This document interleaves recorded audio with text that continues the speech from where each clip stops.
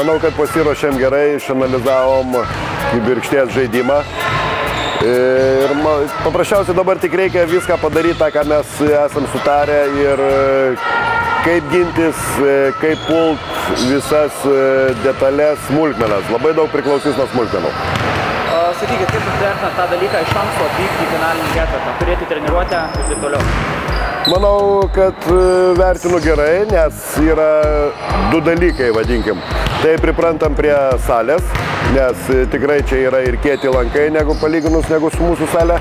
Ir antras dalykas, atitraukiam žaidėjas nuo namų rutinos, kur turi savo reikalų, važinėja. Čia jokių reikalų nėra, po treniruotės pavalgo, ilsisi, reiškia, manau, kad žaidėjos bus gerai pailsėjusios.